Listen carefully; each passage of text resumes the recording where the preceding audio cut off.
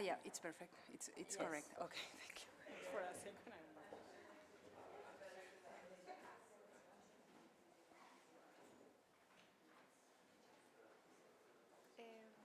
Pedro? Yep. Okay.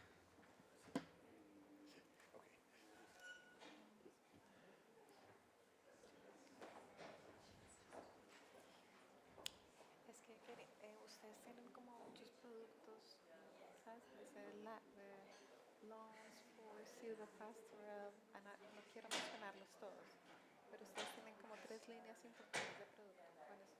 ¿Cómo se definen? Plan to change.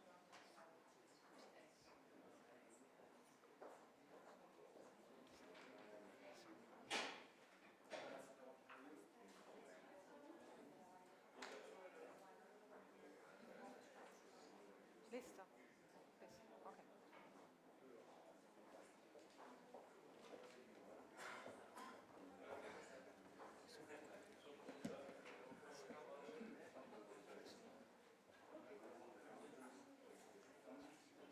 Yes.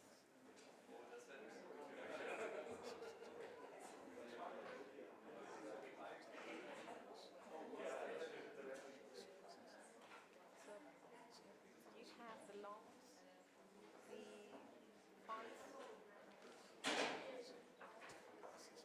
the anti-causes, and the EFB awards.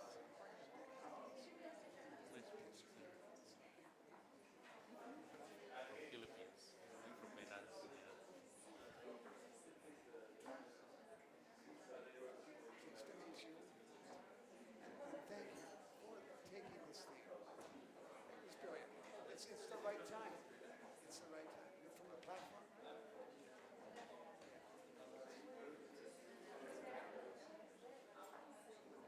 Please, thank you for inviting us and doing this. You wouldn't be here.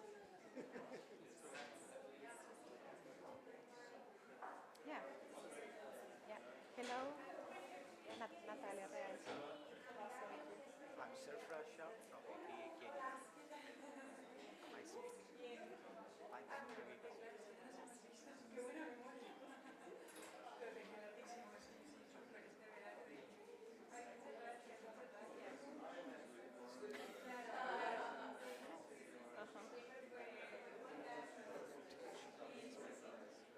Yeah. Yes.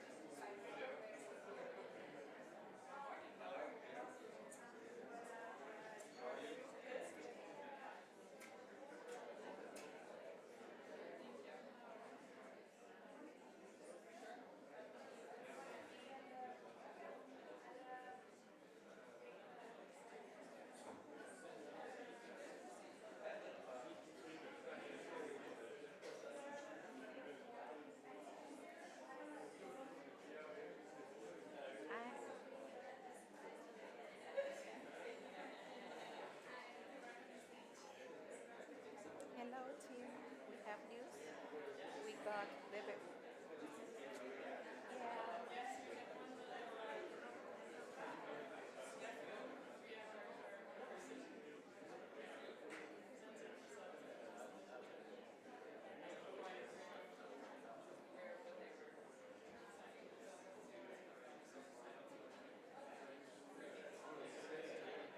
Okay. Okay. Okay.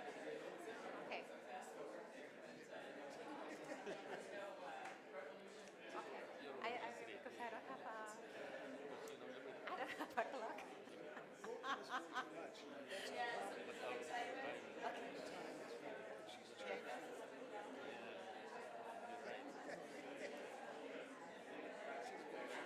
Expert topic is so interesting, and this is the preliminary topic for the day.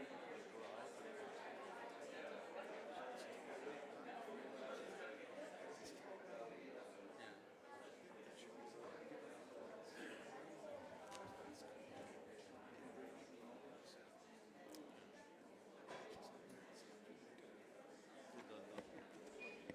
So, good morning. Good morning, everyone. I'm delighted. First of all, welcome to Luxembourg. Welcome to the European Microfinance Week 2019. It's a pleasure to see so many of you once again here in Luxembourg. This year we have 450 participants from 62 countries to discuss the latest issues, the latest innovations, trends in the inclusive finance sector. And before officially starting, I would like to give you some information how to make the most out of this conference.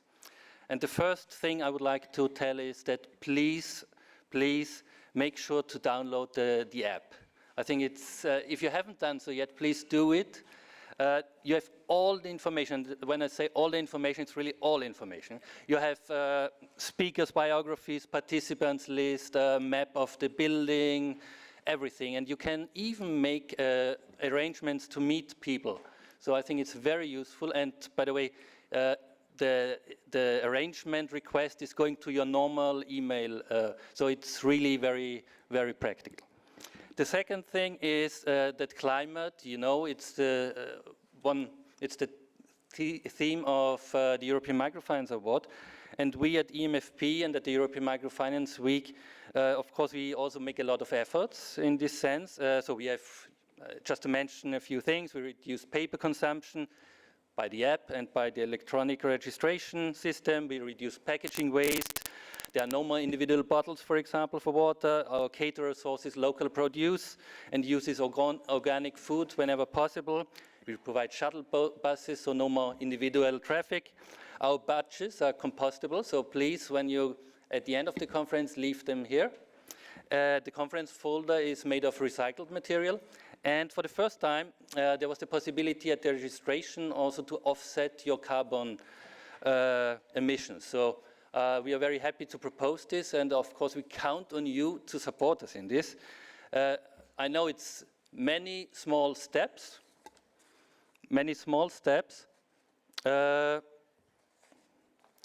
but I think we are on a good way, and I promise you we will do our best in the next years to further improve, and as I said, please support us in this. And third thing is, I would like to draw your attention to the exhibition, which is just outside. It's initiated by the EIB and by Impulse. It's a co-op-med photo exhibition on the impact of microcredit on Syrian refugees in Lebanon. And I think it's really worth taking some minutes to see this, I would say, rather moving photos. I would like to say thank you, of course, to our main funders, the Luxembourg Ministry of Foreign and European Affairs, Directorate for Development Cooperation, and the Luxembourg Ministry of Finance for their support. And of course, I would like to thank our sponsors. So Credit Suisse and European Investment Bank, our silver sponsors, as well as our other sponsors, Arendt, and you see them here, Arendt, Infine, Linklaters, AFC, Bio, Triple Jump, ADA. You know, yesterday we celebrated the 25th anniversary, and BNP Paribas celebrating this year their 30 years in inclusive finance. So happy birthday to both of them, and thank you very much to our sponsors. A big thank you also goes to our media partners, Microcapital, Next Billion, FinDev Gateway, and Portail FinDev for spreading the word. And when I say spreading the word, please, if you are tweeting, use our hashtag. I already mentioned the excellent cooperation that we have with the Luxembourg Ministry of Foreign and European Affairs, and I'm extremely happy that Mr. Manuel Tonnar, its director, accepted our invitation to give some remarks and the opening remarks of this conference. After that, we will have the plenary session on the topic of this year's European Microfinance Award, so strengthening resilience to climate change through financial inclusion. And before this, we will have the opening of the plenary by our keynote speaker, that's Tim McDonnell. Tim is a journalist and National Geographic explorer, and he will speak on the growing effects of climate change. With this, and the session will be moderated by Natalia Realpe. Thank you for taking this on. I wish you an interesting session, a wonderful European Microfinance Week, and now I invite Mr. Manuel Tonnar to give the opening remarks. Thank you very much.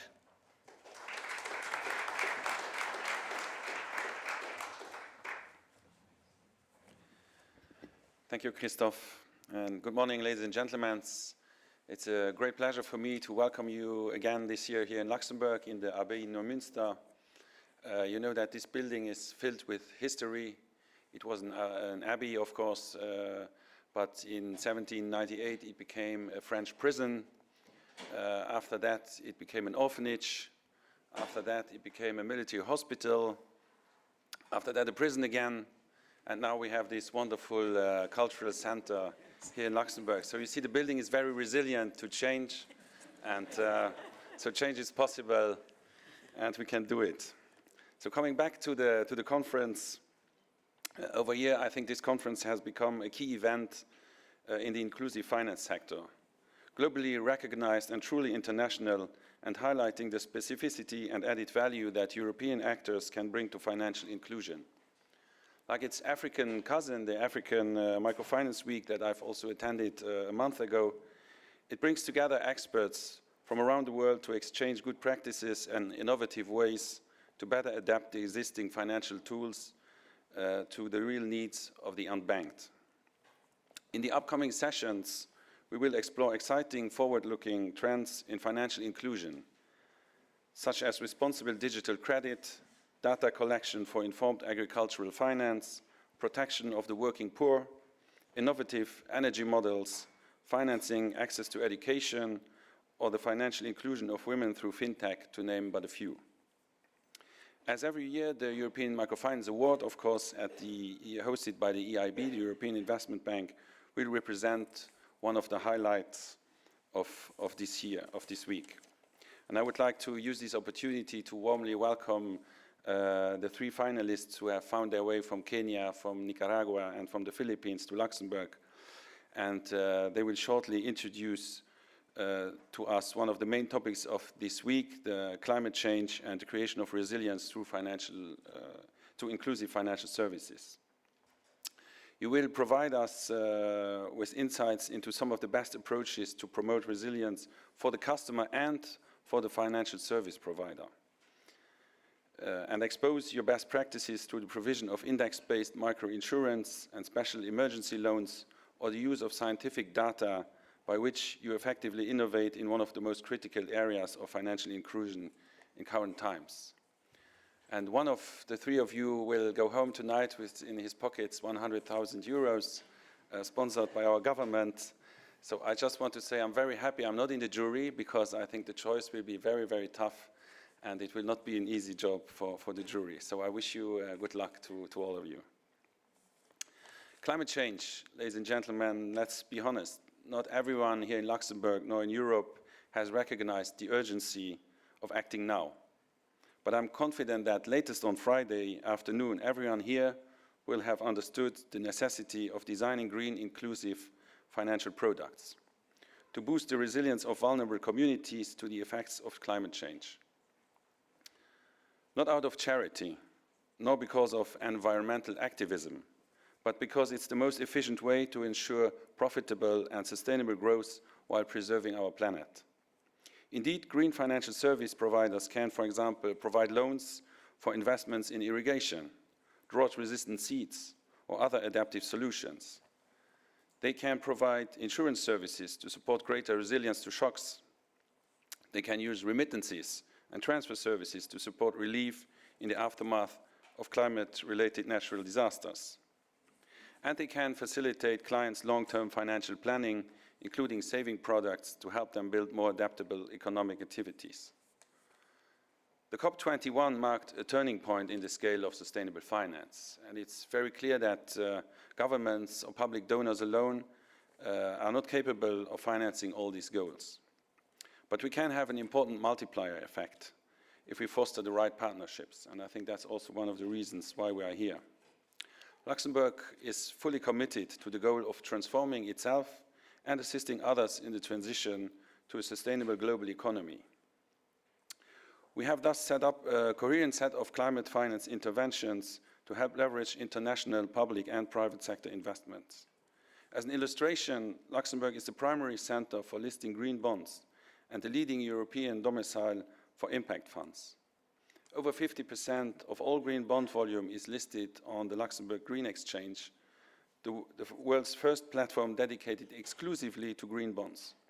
And Luxembourg is also a pioneer in the area of sustainable finance labels. Nevertheless, the SDGs teach us that there is no sustainable green finance without the promotion of social well-being. Sorry. Environmental and social impact need to go hand in hand and should strengthen and reinforce each other. Because it is the poor in developing countries who are mostly affected by the consequences of climate change and who are the least prepared, yes. So let us use our presence at this conference to ensure that socially responsible green financial products are no longer a niche, but that they are going mainstream. Ladies and gentlemen, technology, the topic of last year's event, continues to provide great opportunities for financial inclusion, but also hides certain risks, like cyber attacks. In Luxembourg, we have therefore established a national cybersecurity ecosystem that has allowed the financial place to fully benefit from the opportunities offered by digitalization. This approach towards customer protection should also remain an important target in the inclusive finance field.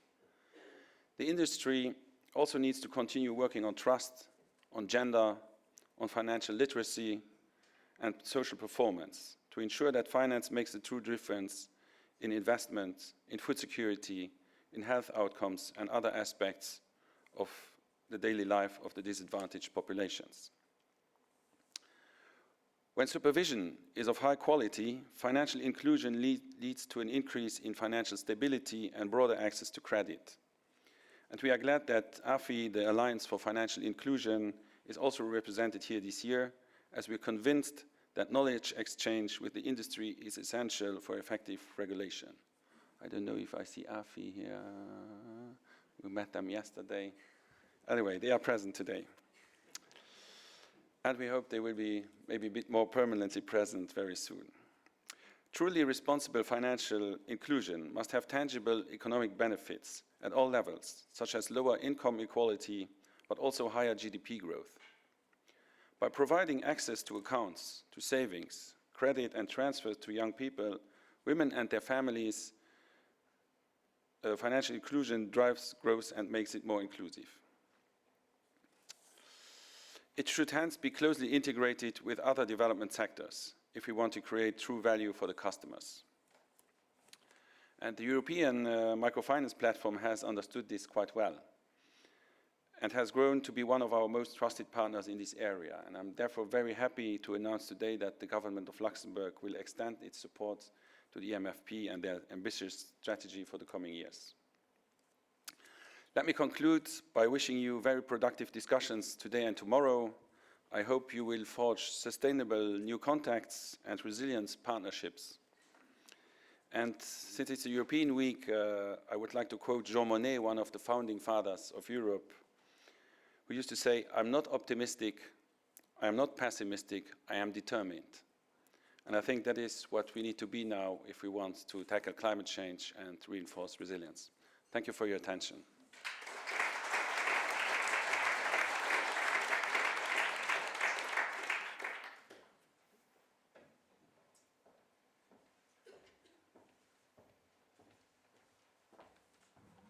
Thank you very much, Christoph and Manuel. Can I get to my slides here? Okay. Now I click on my name, I think. Okay, great. Okay. Oh, great, okay. Well, good morning, everyone. Thank you very much. I'm very happy to be here, and I want to say thank you very much to everyone here for the invitation to speak with you today. My name is Tim McDonnell. I'm a journalist and National Geographic explorer based in Washington, D.C. And I'm here today to tell you a story about human journeys around the world that are being driven by climate change. This story starts in Gabbura. It's a coastal village in southwest Bangladesh. This is a community that revolves around the farming of rice and shrimp. You can see the farms here stretching back to the horizon. And this is a community that is being slowly dismantled by climate change. Bangladesh is a country of 165 million people living in an area about the size of Greece. It's situated in a delta where the mighty Ganges and Brahmaputra rivers meet on their journey from the Himalaya mountains to the Bay of Bengal. Bangladesh is being squeezed by climate change in a variety of ways. From the north, ice in the Himalayas is melting, increasing the torrent of water and sediment through the country's vast network of rivers. From the south, sea level rise is eroding and submerging land and pushing toxic saltwater into farms like these. Tropical cyclones from the Indian Ocean are also increasing in frequency and intensity. Gabbura is on the front lines of these changes. It's protected by little more than barriers like these, 10 feet high, constructed of stone and mud. Every year, and really every day, a little more of it washes away. Sometimes when a catastrophic storm, like this month's Cyclone Bulbul, blows through, entire neighborhoods are erased. And every time that happens, families like Farida Khatun's get torn apart. In the last decade, Farida's home has been destroyed 4 different times. All of the land her family once owned is gone.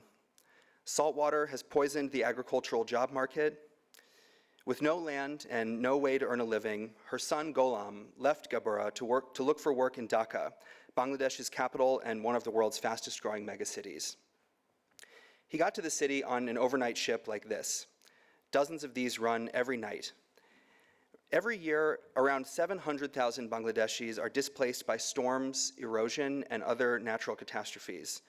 By 2050, that number could rise above 13 million, according to a World Bank report from last year. Many of those people arrive in Dhaka to informal settlements like this, where around 40% of the city's 15 million residents live.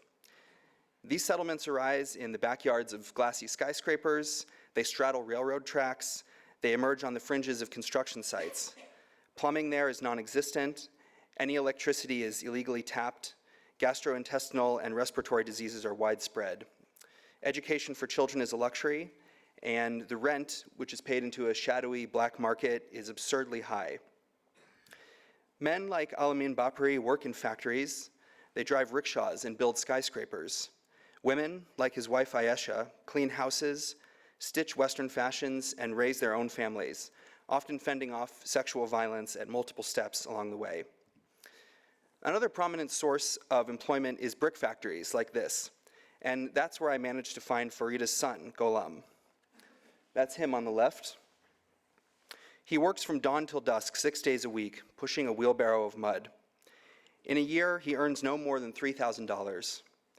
On his days off, he likes to take the bus to the Dhaka International Airport to stand outside the fence, watch the planes take off, and daydream about where they might be going. If the river didn't take our land, I wouldn't need to be here, he told me. I hope God will look at me kindly and change my luck. Gholam is far from the only person asking to be dealt a different hand. Every year, at least 20 million people globally are displaced by extreme weather events, and that number doesn't include those displaced by slow-moving changes like sea level rise and desertification. By mid-century, the total number of climate-displaced people around the world could grow to anywhere from 200 million to 1 billion. Either way, it adds up to what is likely to be the largest mass movement of people in history. The journey is often expensive, arduous. Sorry, am I speaking too loudly? Too fast. Oh, okay. Oh, for the translators. Okay, my apologies. Should I start from the beginning? Just kidding. Well, hopefully you've got most of it. The pictures are the nice part anyway. And this journey is very often expensive, arduous, involuntary, and heart-wrenching. It can divide families and leave them bankrupt. It can be deadly. And like in the case of Golam, climate impacts often manifest as economics. Livelihoods become obsolete, safety nets break down, inequality deepens, life choices are closed off one by one. But it can also be a story of courage, perseverance, and innovation. It can be a story about survival. But in order for that to happen, we need to radically reconsider how we approach the challenge of climate-induced migration.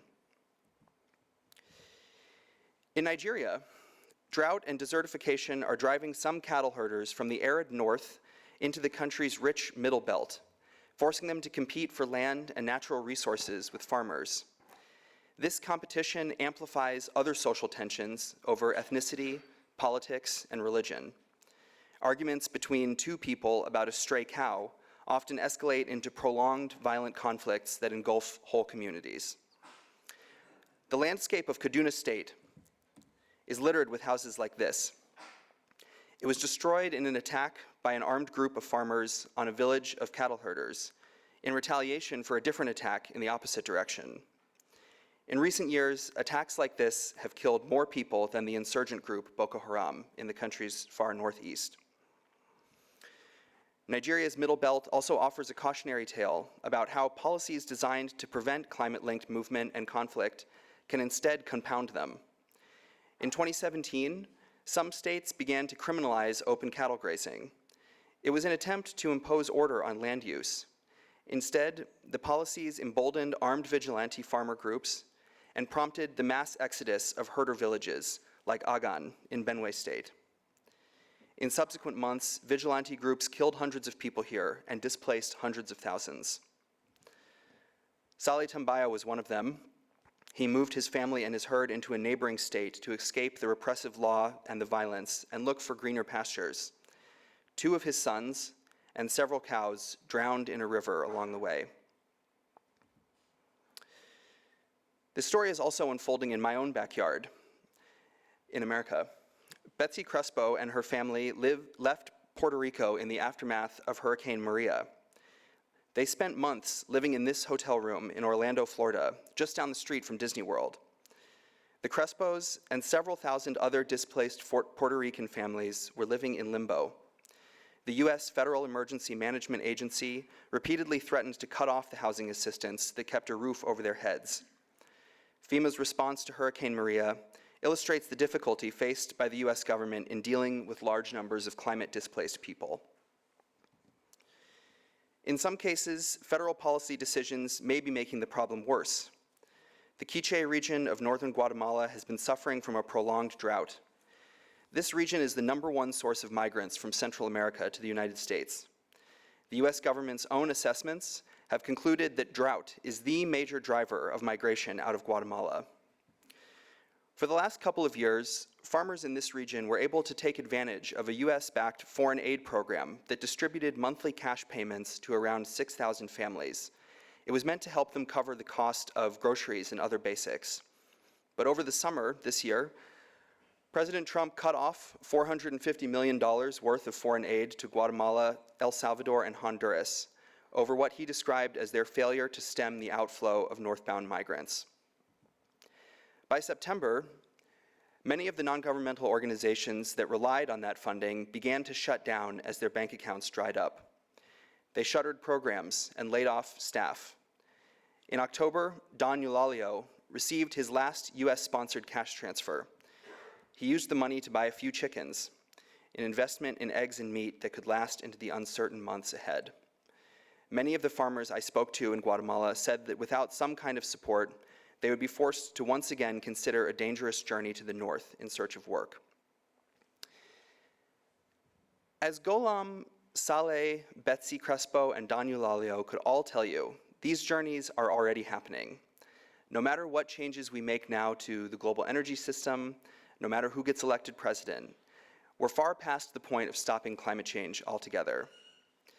The question is, how can we promote security, equality, and opportunity in the climate we're stuck with?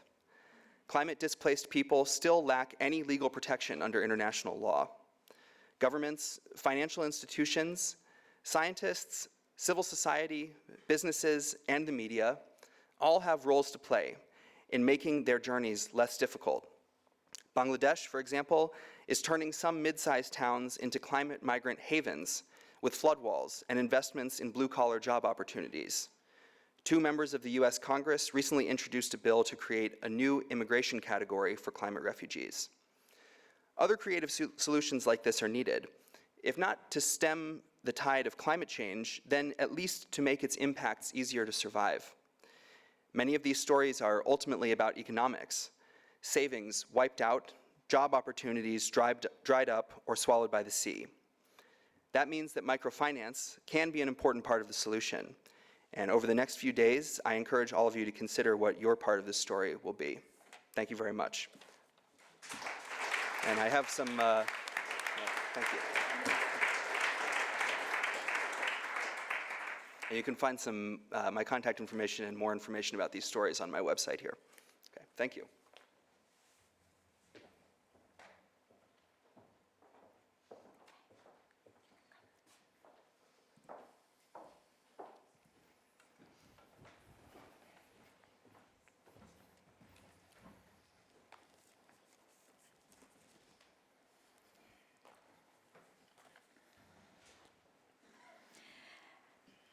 So the urgency of the climate crisis is more than astonishing. It's pressing, is, I will say, even scary. I was taught by my parents that success in life is more than drive, is commitment, and is positive mindset. Today we're gathered here to discuss and exchange with the most active stakeholders in microfinance, all of you, an impact investment sector, and renew and create new partnerships to work together for this crisis. I'd like to invite you today to close your eyes for a minute and listen to me. Remember, it's all about mindset. Just close your eyes. You're very fortunate to be here today, and each of you is grateful that the others also made it here. You are the protagonist of financial inclusion with your work and daily efforts. No matter if you are an investor, if you are a student, if you are a technical assistance consultant, if you are a microfinance institution, you have an impact on thousands of people around the world. And I say it again, your work has an impact on thousands of people, on millions, each of you. Be conscious about your responsibility and be proud of your commitment and your drive. The institutions present today are committed to addressing the most important challenge we currently have, strengthening vulnerable populations' resilience to climate change in their working regions. They have traveled from Kenya, the Philippines, and Nicaragua to share their journeys with you today. Not easy journeys, as just Tim described, very sad journeys. Enjoy being present and be an active listener, not only here at the plenary session at this opening, but all the sessions that come ahead these 2 days. Embrace the joy of being here and get ready to be inspired by the heroes of our sector, the heroes that are working in the field. Now you can open your eyes. I am Natalia Realpe. I am director of HEDERA. I've been working for over 10 years combining microfinance and energy, helping microfinance institutions in committing into green microfinance. Inspired by this work, working as consultant with directors, I then launched my own initiative to help them with digital solutions to further commit on this, on the most pressing issue, climate change. As this panel will not influence the decisions of the jury, we will, it's meant just for them to share with their experiences.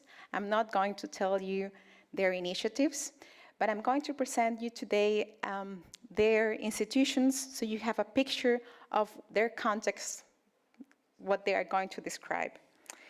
Thanks, the European Microfinance Platform, for this invitation. I'm very honored to be here today, and I hope you will enjoy listening to our speakers.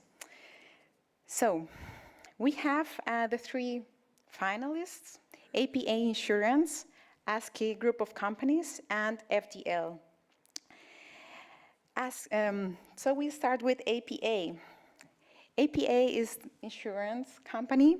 They are not directly a microfinance institution, so it's the first time that the European Microfinance Platform, well, not the award, has selected as finalist an insurance company. And we're going into alphabetical order, so not all over the session.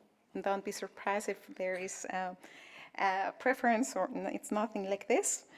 And so they provide services for strengthening resilience to climate change, insurance services for livestock and also for crops. They have almost 400,000 active clients, established in 1977, and presence in 3 countries in Africa, but these services are mostly in Kenya. And the insured clients up to 2018 is more than 500,000.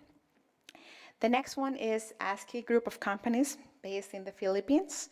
And they have number of active clients over 100,000, established in 1987, covering more than 280 municipalities.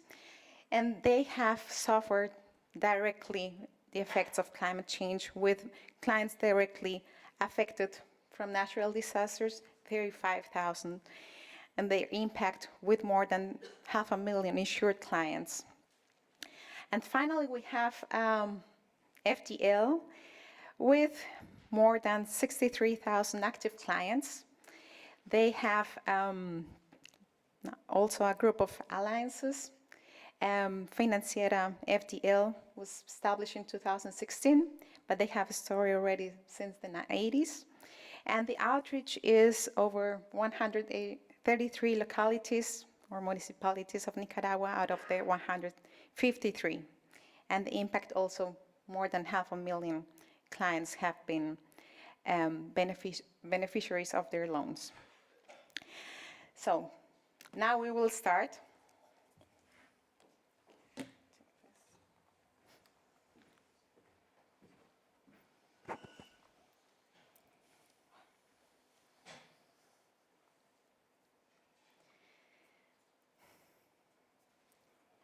So we will start with, I will guide you through these stories, and not to start by the end, but to guide you like why and how have been the programs been developed in each institution. So let's start talking why did you start? What were the effects that you saw in your working areas? What was the motivation behind for initiating your programs? Good morning, and first of all, thanks. It's to be a great honor to be here, and let me answer your question with a little bit of background why we started it. And in 2011, the Kenyan economy was not doing well, and when we were looking at, I was not there by that time, but my group CEO was looking into the issues, and we saw that the economy is doing slow because the country was hit by a very severe drought. So what was drought doing with the slow economy? Because the Kenyan economy, the 61% of the total population runs their livelihood from the agriculture sector. And out of these 61%, 75% people are basically small and marginal farmers. So if you look at the entire contribution of agriculture into the GDP of Kenya, it's approximately formal and informal is around 49 to 50%. So the moment you are hit at the agriculture front, the entire economy slows down. And insurers were not left out of it. And that's when we started thinking around that how we can come up with some solutions to protect the agriculture sector in the country. The another reason on the commercial side is that the insurers have been providing the insurance covers for majorly for the corporate sector or for the motor insurance, and it has not been giving them much money. And agriculture is the huge portfolio. You need to have a penetration into that sector also. The third and the most important reason was we have to secure our food at the end of the day. Food security has been a big question. So the government of Kenya had the agenda of food security programs, and we wanted to fit into that. So these were the basic things which drive us to come up with a solution for the farmers as well as the pastoralists in Kenyan side of it. Thank you very much. So, Mr. Safra Shah is the representative of APA Insurance, and he has more than 16 years working in insurance distribution in India and in Kenya. In Kenya, he has been working for over 4 years, working with APA, and now representing the institution. Now we continue with ASKI. If you want, tell us first your motivation, and then I will introduce you. Good morning. So I'm the CEO of ASKI, and I do believe that climate change is an inspiration. Inspiration to innovate. Why? Because we started the operation of ASKI right after the EDSA revolution. And then after 3 years, we encountered a lot of disasters. You have the Mount Pinatubo eruption, earthquake, typhoon. As you all know, the Philippines encountered more than 30 typhoons in a year. As I was sitting here, our area of operation is being disrupted by 2 typhoons in northern Philippines. And so it's a challenge, and we have to innovate. That's where the reason why, going back to our vision that ASKI provides micro-lending to uplift the economic condition of the poor. So we realized that micro-lending is not enough. So we introduced micro-insurance, but the good thing is micro-insurance that we established is not purely owned by ASKI. We engage all our clients to be part of ASKI Mutual Benefit Association, and in the management and policy-making body are the clients themselves. So from life insurance to credit to funeral insurance, name it. So it's very important, and even with the crop insurance for the farmers, since it destroys the property and the business of our clients. Thank you. Thank you. Mr. Rolando Victoria has over 33 years of experience in the microfinance sector. He's the founding member of ASKI Group of Companies and also founding member of MCPI. So your trajectory has also been affected directly with this climate change impact. Thank you for sharing this. Now let's continue with FDL. Pedro, tell us, what were the effects and the impacts that you have seen in your institution? Why commit to microfinance for facing climate change? That's the question. When I looked at Tim, heard Tim, and I think all of us felt, we can begin to think that climate is our enemy. And we're going to have to adjust, and we're going to have to put Band-Aids on. I want to repeat something that Rolando just said. When he saw the disaster, he felt inspired. Right? We at FDL believe that the microfinance industry is uniquely posed to make climate its ally. For many reasons, we're posed to do that. But if we take it from the theme of the conference, resilience, strengthening resilience for those who suffer from the over-concentration of wealth on this planet, those who most suffer from that, what they need is an even income every month of the year. Microfinance is capable of providing that steady flow of income that allows them to be resilient. And we've discovered that the tiny part of nature that they have in their hands, if they take care of it, that improves their ability to have income every month. So there's a real alliance between steady income and respecting nature. Nature is our ally. And that alliance of putting in sync nature and income, monthly income for those who have been excluded is really the way to overcome wealth contribution. That's the first answer, but I want to say we're uniquely posed for many other reasons. Probably there's no industry have so many clients, active clients who can do things already organized and changed. What we bring to any alliance is an organization that works, that is transparent. So we can move values along the value chain, we can connect value chains precisely because we have an immense number of clients, billions, right? Millions and millions in the world, and so we're able to do it. And finally, especially we believe at the FDL, agricultural microfinance can really make a commitment to change because we're discovering that nature is our ally. That we can not only we can adapt, we can mitigate, but we can actually regenerate climate. Regenerating climate means when we put carbon back in the earth, if we put a ton into the earth and we keep the soils at a particular quality, do you know how many tons of carbon that BP and Shell are putting into the atmosphere? Do you know how many we can pull down? 4.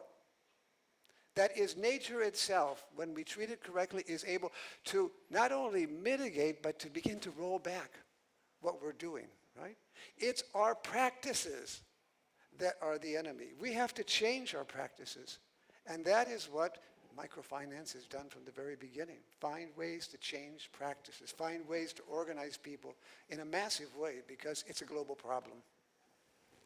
Yeah, let's talk about those practices. A month ago took place the Semaine Africaine de la Microfinance in Burkina Faso, in Ouagadougou, and there we had a workshop on climate change adaptation strategies for microfinance institutions. Some of you were also present at this workshop, and microfinance institutions were asking, or were saying also, we're all affected by climate change. It's not only our clients, it's also us as institutions. But we don't know where to start or what to do, and we're eager to know case studies or examples of other microfinance institutions that have made it. So if you could describe what did you do after experiencing these effects, what services, what was the program that you initiated and that have made it to bring you here? Yeah, so as I said, that once looking at these happenings which were going throughout the country and we were not left out of it, the entire insurance industry had a slowdown. We were growing by negative growth, and we came up with 2 unique concepts around weather index. So one was for the livestock, which is called index-based livestock insurance, where we tried to come up with not a post-disaster insurance, it was a pre-disaster. So we can manage the posture on the ground through the satellite, and the moment there are red flags that there is no posture for, say, next 1 or 2 months, you are supposed to pay. And as an insurance company, when you are paying, the posturalist can actually either transport the livestock rather than leaving them on the ground for death, or they can buy some posture for them. At the same time, they can basically move from a place to a different place with a better grazing grounds.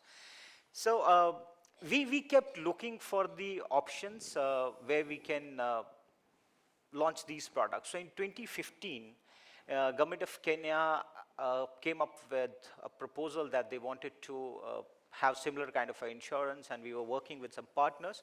So we launched the index-based livestock insurance in 2015, and we were covering the pastoralists in the northern Kenya, which has a rainfall index like 2 millimeters in a month, which is like 0. And in 2016, we had another great opportunity with World Bank and Government of Kenya to come and design and implement a index-based insurance for the crops, which is area yield index insurance. And we did it, so like the first year it was like 900 farmers who came up because these are the very complex products and people are still not looking at the kind of impact of the climate change. This is what we thought. But the moment we were on the ground and we started talking to the farmers, postulates, they're aware about these things. What Tim showed us, it's actually happening.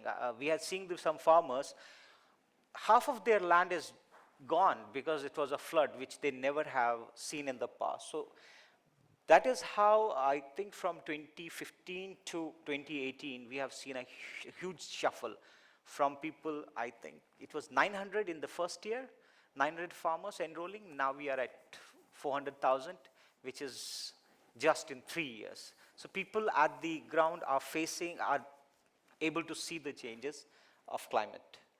So, yeah. For ASKI, how we do it, the first thing is really the buy-in of all the employees and officers of ASKI that we are a microfinance institutions, but we have to make some changes. So we have to introduce products and services that will fit to the need of our clients. So that gave birth to our program for agriculture. We call it the Value Chain Program for Agriculture, where we organize farmers into cooperatives and provide some technical training. That gave birth also to our approach on introduction of renewable energy. Thanks to ADA for supporting that initiative through MCPI. That gave birth also to a lot of non-credit program. We introduced the disaster risk reduction team of ASKI, the introduction of the principles on disaster manual, risk reduction, and also training on disaster in every community, first aid training, safety training, that will really enhance the operation of ASKI, that will protect our clients, and also introducing massive campaign on tree planting initiative and waste segregation. Thank you. Pedro. Okay, this question about hands-on for resilience, right? It's a little bit problematic, and it was for us, and it is for us, because really it's about taking our hands off. That's it. It's the ability of letting our clients design the products they want. No? I mean, it completely surprised us 25 years ago when people in the countryside began asking for solar panels, so we created the product, right? When peasants were all of a sudden saying we want trees, we called it trees are worth it. They managed to do agroforestry 25 years ago, and you know, they did it. We scaled it up, we supported it. They're putting 55 tons of carbon into the soil every year. The 280 producers who were there 25 years ago, only 70 of them, right? No, not 70, 28 of them have disappeared. They're still there. Stability comes from participation. It's how do we take hands off long enough to hear what people need? Historically, we lived with peasants in Nicaragua for 3 years before even offering a loan. We wanted to listen. We wanted our people to learn, and so that they could identify. So we end up with many specific loan products, right? We probably had 600 in our history. I think presently we have 30 different products. They arise from the people. I guess how we do things, and I'll talk a little bit about this later, we work with the GEF, we work with the World Bank in designing a style for green microfinance. That is the style of combining a loan with technical assistance, with bio awards to the people. Much more important than the award we're going to get today is the number of bio awards we can give to creative people around the world who are actually changing their practice, who are actually working with nature instead of fearing it. This is so that combination of products is like the signature of what we're doing. They all work together. The FDL lowers an interest rate when one does more green practices. The interest rate is not fixed. The interest rate is in the hands of that person who's struggling to really bring something good out of nature for them, for their family. We monitor all this and talk about technology. We finally, the IFC of the World Bank has helped us put up our, in the cloud, off the cloud, we're able to have real-time look at what's happening with the income, what are the practices looking about, where is the loan, and our officials at the FDL, the people at our technical service, we can all see this. And actually, the producers now, through technology, are able to watch what's going on. Anyway, it's, we need to do things, but I want to repeat, the participation of people is crucial. Just like nature is a very powerful agent for change, right? So are the people. It is true. So you need the participation of all of, not only of your clients, but also of your institutions, all your employees. What have been the results that you have seen from your programs? What have been surprises for you that you didn't expect it? You mentioned the amount of women that were acquiring these insurances that you didn't count. And also, before you can explain, how is your relationship with the microfinance institutions so that it's more clear how you work? So the first question, how the relationship with microfinance institution. This program will not exist if we don't have the microfinance institutions with us, including the banks. Why I'm saying it? Because the insurers, inherently, they have a problem of outreach, which has been the biggest challenge for insurance companies. You will see us mainly in the uptowns, but then going beyond that, it's the agency forces which work on the ground. So for us, the key into these both programs were the microfinance institutions, which had the existing network of their team on the ground.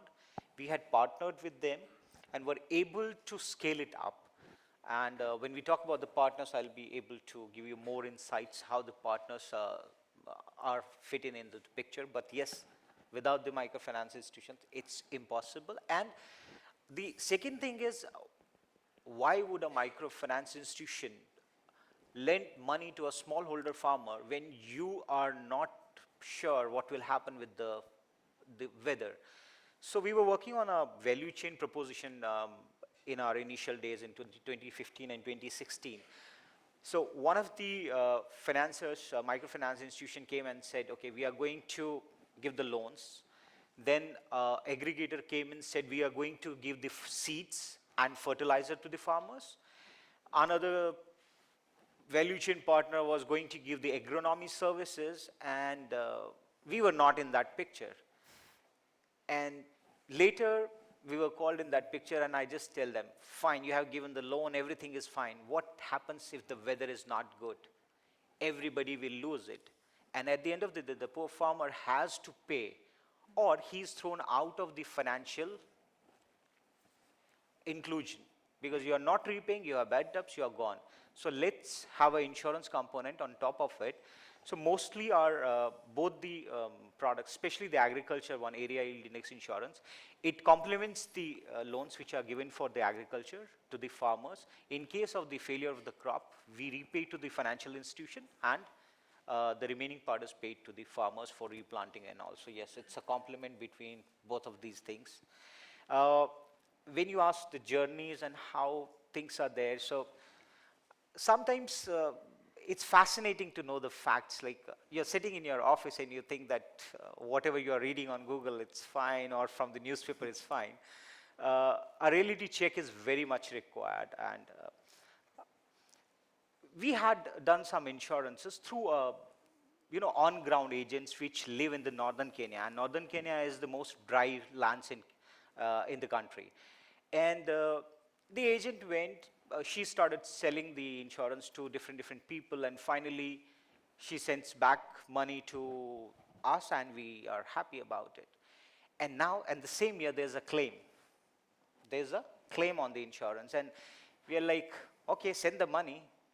They don't have bank accounts. Okay, send the money through mobile banking. We have M-Pesa, which is very popular in Kenya. Going to a M-Pesa agents can take 1.5 days by walk because there's no transportation. And finally, we were like, okay, let's go on the ground and let's check. And what we realized that it's not only the insurance company. We did our job, we went there, we sold it.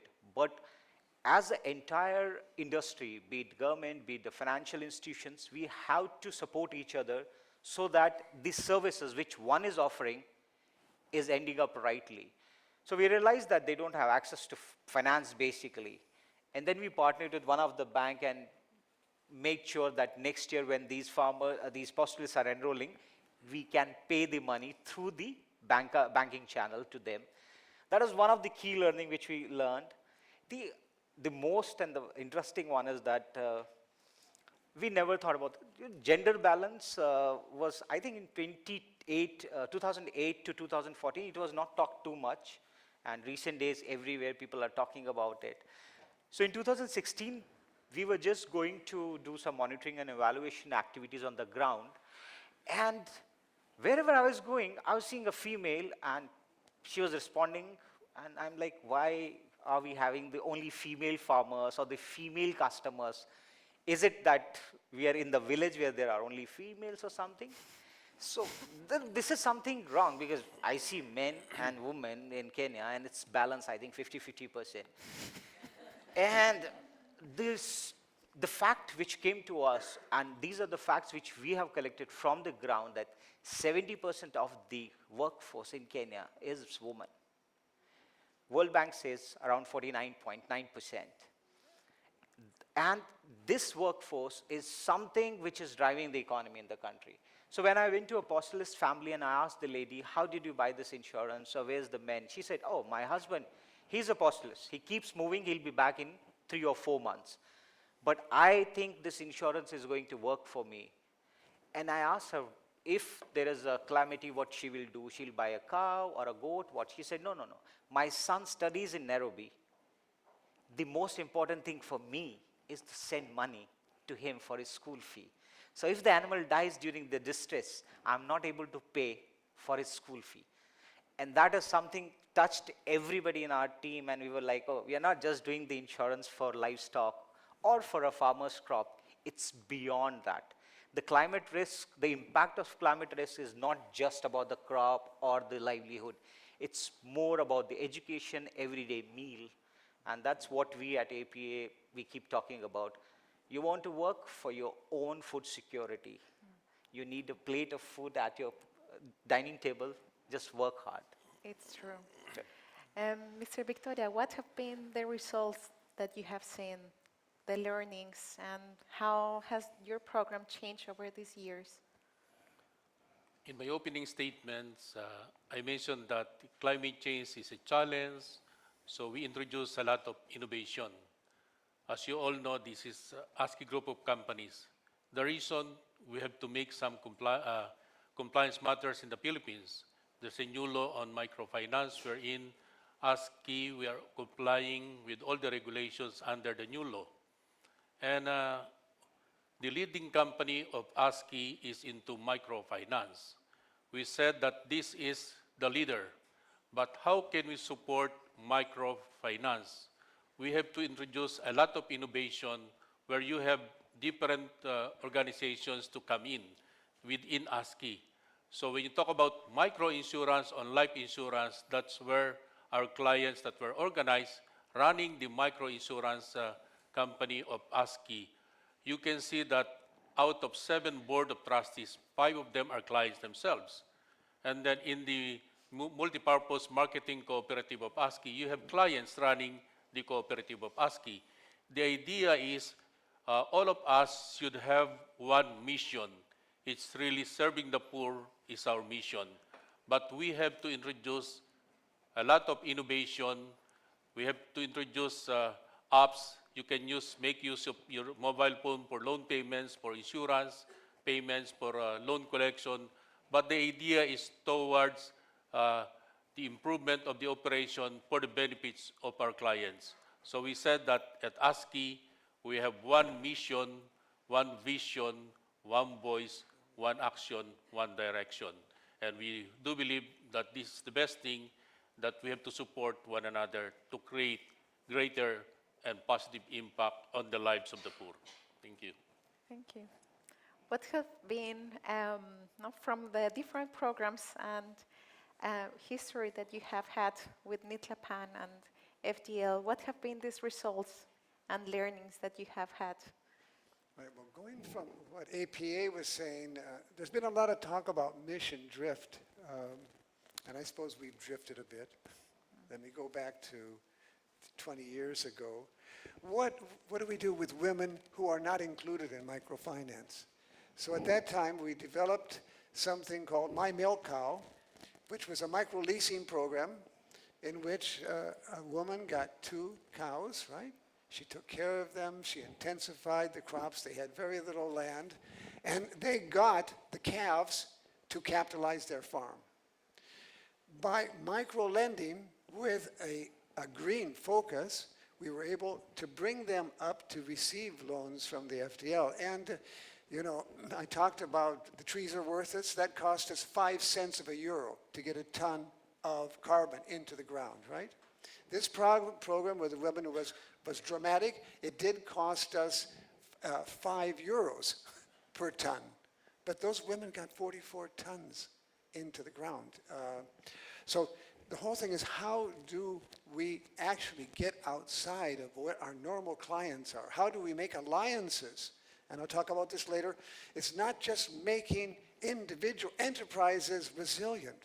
We have to discover in a multi-actor scheme how to make ecosystems more resilient.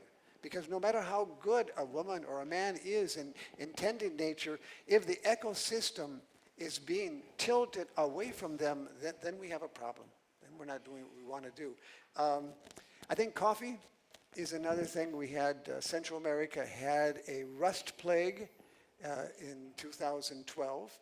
It was very bad. It eliminated about 25% of all small coffee producers.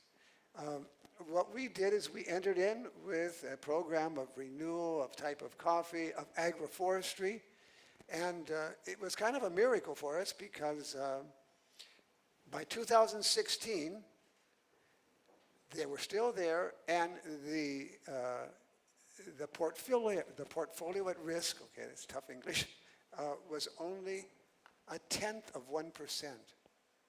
That means that going in and with having technical assistance, we were able, and we didn't even have bio premiums. We just had technical assistance along with the loan, and we managed to overcome the coffee harvest. Now, the truth is, the prices just went down. So that wonderful portfolio at risk has become a dramatic disaster, right?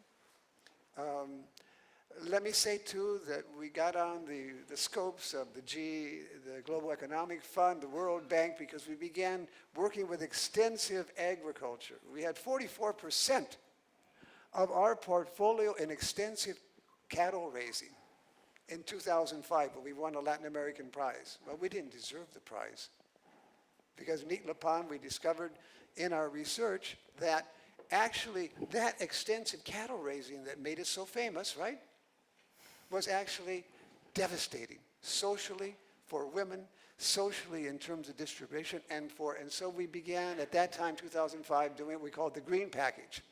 Let me tell you, it didn't work. We failed. Our green package didn't work. The thing of extensive cattle raising is devastating the planet. We have to find a solution to it. We haven't as yet. I don't know, I talk too much. It's fine. No, we are here for that, to talk. Let's go now to the partnerships. We are all here exactly for this reason. We are gathering 3 days for partnering, renewing these projects. And you have mentioned along your stories how partners or how other institutions supported you along this journey. Do you have any yeah, a message for these partners, or did you imagine this constellation, or that it would have been possible for you to do this program without your partners? And what is the future of these partnerships? How do they look like? I think it has been proven and it's very well written everywhere. Like partnerships are like, if you have brother, like you're growing with a brother, you fight, you do everything, but at the end of the day, your goal is to grow together. And I think without partnerships, it's too difficult what we want to achieve. Like for example, climate change. So how I, as a person, learned too much about climate change and what people are doing was from one of our partner. World Food Program is one of our partner in this particular plan. So what World Food is doing, they're coming up with a project which is called Climate Resilience again, and they call it R4, Asset Creation. And these are some words for an insurer. I was like, what are you guys doing? Are you giving some assets to people, or what are you doing? I didn't understand it, but when I went on the ground with them, then I realized what they were trying to achieve. They're teaching farmers to go leave the crops which are not resilient to the weather effects. Say for example, maize. Maize is not doing good in the past few years because it's not too resilient towards the weather effect, the climate change right now. So they came up with an idea that why don't we have a crop basket where you have millet, you have sorghum, which are more resilient than the maize. So from there, it was a learning for us, and we thought to let's do the similar things. Look for the crops which are more resilient, and we can insure them very easily. And if you look at the partnerships we have been doing, the World Bank, this whole program, both of them would have not been possible if the World Bank has not unlocked the government's vision towards going the food security and then towards the insurance. If I look at a partnership like with ILRI, the International Livestock Research Institute, they have been providing the on-ground data. If there's a claim, a payout, they are the one who will come up with immediately. So without partners, I don't think so you can run these kind of mega programs. And at the end of the day, most of the countries, what I have seen is we come with pilot, and those pilots die as pilots. The scale is what, especially in the insurance schemes, has been missing. And key to this particular program has been all the partners, and if somebody is missing, sorry, but we acknowledge that every partner who has worked with us has contributed something to this. And we being here is blessings from all of them. Mm-hmm. And just the last one, I didn't knew about the award. It was one of the partner who sent me a mail and said, oh, APA, why don't you guys go for this? And that's how I'm here. So that's partner for you. Yeah, thank you. Yeah. ASKI. Yeah, for Mr. ASKI, Victoria. the key to development is really partnership. Since the beginning, so we were able to build our partnership from the community level, municipal level, provincial level, up to the national level of the different private and government institutions. That's how we work, even in the international level. So we develop our loan products and services based on the need of the client, and we accept the reality that we are not an expert. So we created a group, we network, we do networking, and so we got support from local and international network. The idea for ASKI really, I think this is a partnership, is really to create a greater network that we can share our best practices. There should be a continuing education, upgrading of skills and knowledge so that we can effectively implement our microfinance program and also the issue of climate change. But all the things that we have to do, this is the agenda of ASKI, is really when you develop products and services, it has to be, it should touch the environment, the human, the heart, there should be the heart. Look at what kind of policy you're going to make so that we can create a positive impact in the community. So right now at ASKI, we're pushing for educational loan for out-of-school youth because we know that this is the future. We provide even loan education program even for out-of-school youth. So this is what we're looking for right now. It's really partners that really believes in the mission of ASKI on the real development. It should be holistic development. Thank you. Thank you. Pedro, you mentioned or you wanted to include this sentence in the presentation. Microfinance has the capacity to transfer public resources to people suffering from climate change in more transparent and efficient way than most environmental efforts. What is your position with these private-public alliances that you wanted to emphasize in your case? I agree with Rolando that the basic alliance is with our clients, and it's with organizations in the territory. If we make that alliance work, we have discovered that our transactional cost for that loan go down because alliances mean confidence. And by the way, Keynes was right. Money is confidence. And so that's the basic alliance. But I was surprised the other night when we were with Rolando, he talks about we're one. But guess what? Inside ASKI, there are 12 different institutionalities. So they, within their organization, are one because they have a diversification of 12 different institutionalities. The FDL has only 5, right? And some of these are due to government regulation. But for instance, we have Nitlapan that started long ago. Then Nitlapan remains. It's still a university research institute that does critique and research and development of products. That's one. Then we have the NGO Association, which now holds the capital of the organization and subsidizes, right?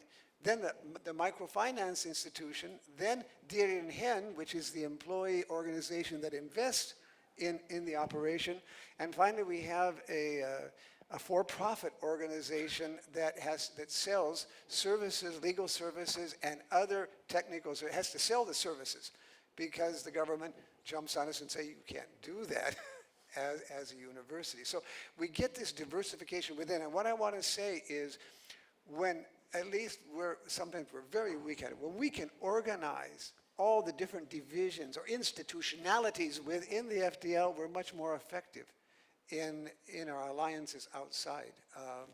So that's important. I think, too, it's important to think about our alliance as a value chain. Okay, just to make a clear example of that, right now we have an alliance with an association called the Humboldt Association.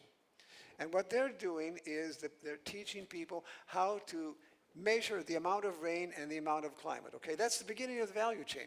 What are the values we have in terms of water, in terms of temperature? And that goes all the way down through our process of technical assistance loan, but it ends up we have a number of alliances with big commercial outfits because the people have to sell their products. So all the way from nature to the consumer, it's important to have alliances along the whole chain. If we don't face the whole chain and we're just in one single part, we don't have a chance to really actually make it by 2024. I'll come to that. We don't have a lot of time. Most of us think we have to 2024 to get our act together, and I do believe microfinance can have an important role in that process. I think 15 years ago, no one talked about resilience. That 15 years, no one was talking about that, and we were concerned about resilience because, you know, I talked about the different types of resilience. But then 15 years ago, all of a sudden, resilience became an important thing, and the Global Economic Fund found us, and the World Bank found us. They said, let's do things together. And they really, it has helped, right? And then, you know, we have problems with desertification. You saw the pictures that AFA is working with. It's crucial, and the IDB found us to have an alliance to look at how to adapt, and we said, you know, we don't believe in adaptation. Julio, our CEO, often says, we don't want to adapt to climate change. We want to improve the climate, but it's really important, the adaptation. goes on. And we have a program that we're just finishing called Eco Micro, which is working in desertification areas. You'll see some of that. And recently, it killed us. Julio was crying about this the other night. It took him months and months of work to finally sign a contract with the International Finance Corporation of the World Bank, okay? This is considered to be a really tough area, but actually, you know, I had a lot of, what are they going to give us? And really, we are working together with them on how to use digital technology to make our technical assistance much cheaper. Because actually, many people don't do this, but we believe in it. We have learned it's good to charge our clients for technical assistance. Subsidy has to be intelligent. Subsidies have to activate the creativity and the innovations of our clients, right? And, but nevertheless, in that sense, we have to lower the price of technical assistance because our people are paying for it. And actually, that alliance with the World Bank and the International Finance Corporation is going well, I think. They're helping us to develop really online follow-up. But anyway, the whole alliance thing is crucial. Without alliances, we won't make it. We won't, right? And I want to repeat again, I think the theme that has been put up here by the EMP and by the IAB is crucial. Because microfinance, I think, can get intelligent subsidies to the people in a way that is 10 times more efficient than all the other programs coming out of Paris, right? We believe that we can do it and that we have a huge organization that will make it possible. So last but not least, if you have now here the opportunity to share with the audience what are your recommendations for practitioners, for the leaders of the microfinance sector? What will be your message in order to be leaders in climate change, resilience? And if you can summarize this in 2 sentences, then we could have some time or 5 minutes for the questions from the audience. If you don't want questions, then you can extend yourself. It's up to you. Okay, the recommendations, a big word, but our small learnings, what I can say as a person and from the organization's perspective is that the microfinance institutions and the insurance industry, they have to work together. They can't just be separate. The simple reason is that you are unlocking the financial the barriers for a farmer or the community which need it more. But at the same time, he also needs the protection on top of it. And to keep him within the safety net, we have to be work together. And that is one of the key learnings for us, that without the financial institutions, we cannot move forward. The another thing is that the government support for these kind of programs are must. And whenever you have an opportunity, you should jump into it or keep looking for the opportunities where as a microfinance institutions, you can bundle the insurance with the services you are offering. And when you are bundling it, don't see it as an insurance. When you are giving a loan, you are giving loan for seed, fertilizer, some small labor, say the input cost for insurance is in it. Don't see it as a separate one. So that the farmer over the period of time realizes that insurance is an input cost for him and he brings that attitude towards insurance so that in case of loss, he go ahead. That's something we have learned over the period of time and that's the message. Thank you. Thank you. I think what we have to do right now is to start our networking. This is the best opportunity. We have all the experts. We have to make use of the technology. And remember, microfinance deals with what we want to see, no poverty.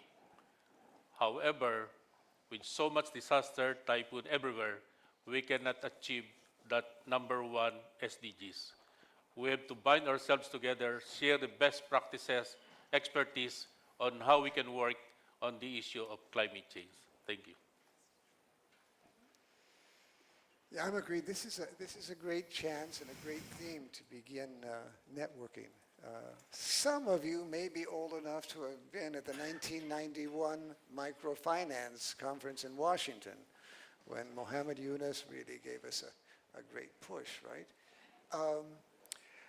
I think if I were to give a recommendation to international cooperation,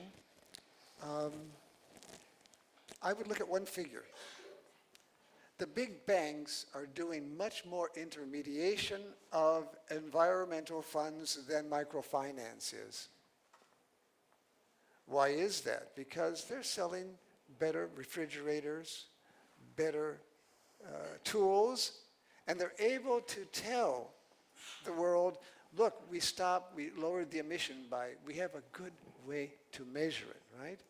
So one of my recommendations is, and I think the World Bank heard us on this, ASKI, we need help to be able to make our case, to measure exactly what we are doing to mitigate, right, climate change in the world.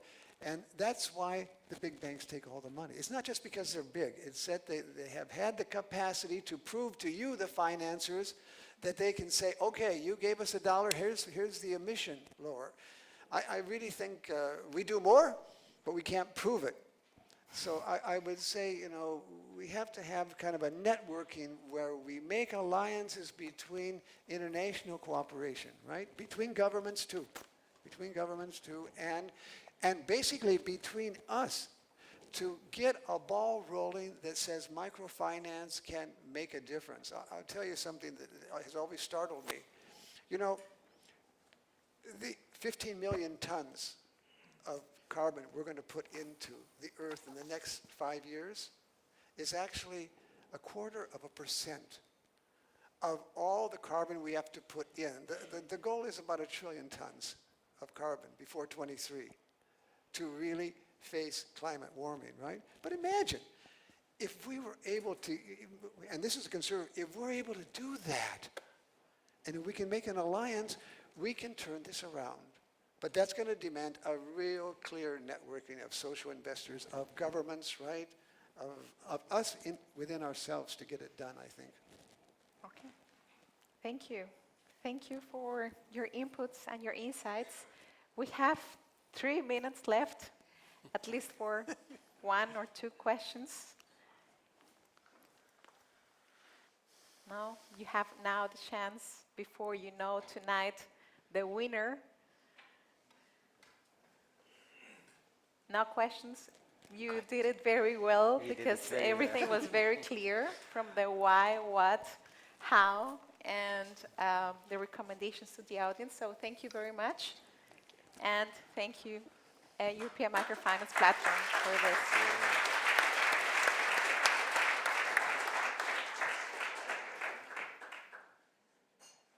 Now you have the breakfast. Thanks. Yeah, the break for the coffee. Yeah. Okay. Oh.